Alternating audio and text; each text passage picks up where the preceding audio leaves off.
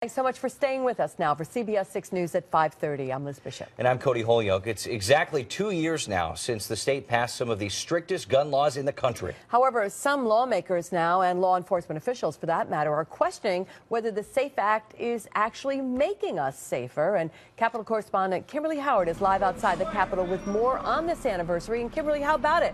What are the numbers showing on this?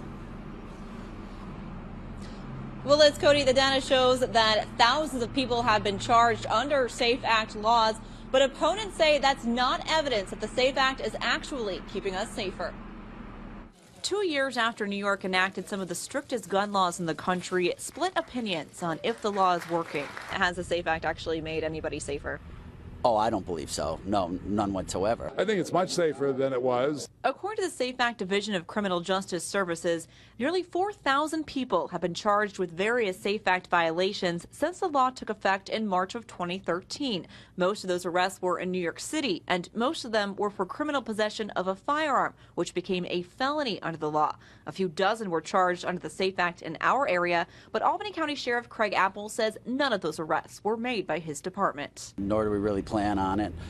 We still think it's relatively flawed legislation. Although there are parts of it the sheriff agrees with, like the requirement of re-registering your pistol permit every 5 years. What would happen historically is somebody would pass away, a family member would come in and take those guns, and they're kind of off the grid until that house gets burglarized or whatever, and those guns are on the street. Still, lawmakers like Senator Kathy Marchione want the entire law repealed. She thinks it infringes on the rights of law-abiding citizens and does nothing to stop criminals. They will always have guns. They will always have large ammunition clips. They're not obeying the law. But Assemblyman Phil Steck, who co-sponsored the SAFE Act, says the law is achieving what it was meant to. This is not designed to deal with inner city gun violence. It's designed to deal with this phenomenon that has been increasing in the United States, according to the FBI, which is of mentally unstable people going into public places and shooting up the place.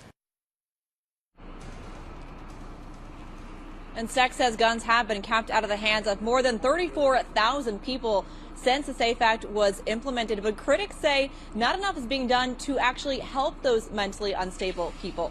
Coming up at 6:30, find out what I found out when we've tried to find out how much money the SAFE Act is costing you. We're live outside the Capitol. Kimberly Howard, CBS 6 News. Kimberly, thanks.